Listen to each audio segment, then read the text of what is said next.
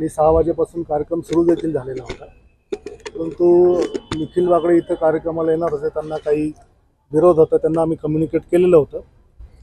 इथली परिस्थिती हाताळल्यानंतर ते इकडे ज्यावेळेस यायला लागलेत ट्रॅफिकच्या याच्यामध्ये त्यांच्या गाडीच्या मागे पुढे आमचे पोलीस होते, परंतु त्यांच्या येत असताना काही जणांनी गाडीवर शाई आणि मागून दगड फेकलेले आहेत। त्या संदर्भात आम्ही गुन्हे दाखल करू, सगळ्यांवर कारवाई करू। पोलिसांच्या एकंदर भूमिकेवरती प्रश्न निर्माण होतोय। आता निखिल वागळेंनी आतमध्ये भाषणामध्ये देखील सांगितलं, पोलिसांना माहित होता हल्ला होणार आहे, तरी देखील पोलिसांनी प्रोटेक्शन दिलं नाही। रस्त्यावरती देखील पोलिसांचा बंदोबस्त नव्हता आणि पोलिसांनी सिक्युरिटी द्यायला हवी होती। सगळ्यात महत्त्वाचं तुम्ही जसं सांगताय तसं की पोलीस सुरक्षा दिलेली असताना अशा पद्धतीचा हल्ला झाला, गाडीचं नुकसान मोठ्या प्रमाणात झालं। त्यांना बघितलं असेल 4 वाजेपासून मोठ्या प्रमाणावर बंदोबस्त दिलेला होता। इथे खूप मोठ्या संख्येने पोलीस पण आहेत। तुम्ही बघितलं असेल मगाचं आंदोलन पण या ठिकाणी झालं, ते पण पोलिसांनी हाताळलं।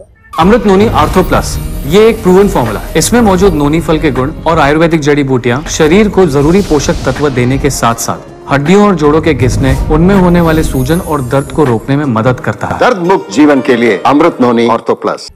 निखिल वागळे साहेबांच्या जवळ त्या ठिकाणी त्यांना कम्युनिकेशनसाठी पण पोलीस दिलेले होते। ते येत असताना मध्ये ट्रॅफिक मध्ये कोणीतरी फायदा घेऊन दगड टाकलेला आहे, त्याच्यावर पूर्ण कारवाई केली जाईल। सर एक ठिकाणी नाही तर 4 ठिकाणी हल्ले करण्यात आले, 4 ठिकाणी हल्ले करण्यात आले। ही मुख्य चौकामध्ये घडलेली आहे।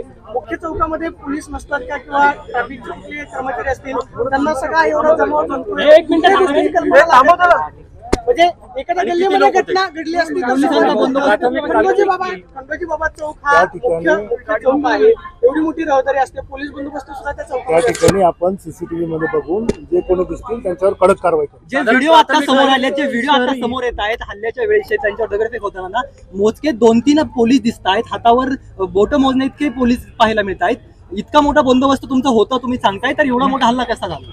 इथं त्याची तुम्ही बघितलं असेल त्यांची येण्याची वेळ इथं 6 वाजेची होती। इथं मोठ्या प्रमाणावर या ठिकाणी बंदोबस्त लावलेला होता। तर त्यांच्या येण्यामध्ये थोडासा वेळ मागे पुढे झाला, त्याच्यातून त्या जे प्रकार घडला त्याच्यावर पूर्ण कारवाई केली जाईल। हल्लेखोरांची ओळख ताब्यात कोणाला घेतलंय का हल्लेखोरांना? आता तिथं डेक्कन पोलीस स्टेशन आणि विश्रामबाग पोलीस स्टेशन त्या संदर्भात तिथे गुन्हा दाखल करण्याची कारवाई चालू आहे, त्याबाबत योग्य ती कायदेशीर कारवाई केली जाईल। नाही तुम्ही बघितलं ना, पोलीस बंदोबस्त इथं लावलेला, इथं मोठं आंदोलन होतं ते सुद्धा पोलिसांनी हाताळलेलं आहे आणि याही बाबतीत कोणालाही सोडलं जाणार नाही। जे कोणी त्याच्यामध्ये असतील त्यांच्यावर कारवाई केली जाईल। महिलांना मारहाण देखील झाली सर, त्याच्याबद्दल आता मला माहिती नाही, ते मी बघून त्यानंतर बोलू। भाजपच्या संबंधात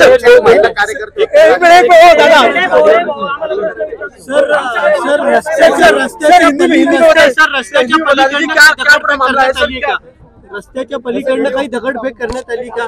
तसे काही व्हिडिओ समोर येतात।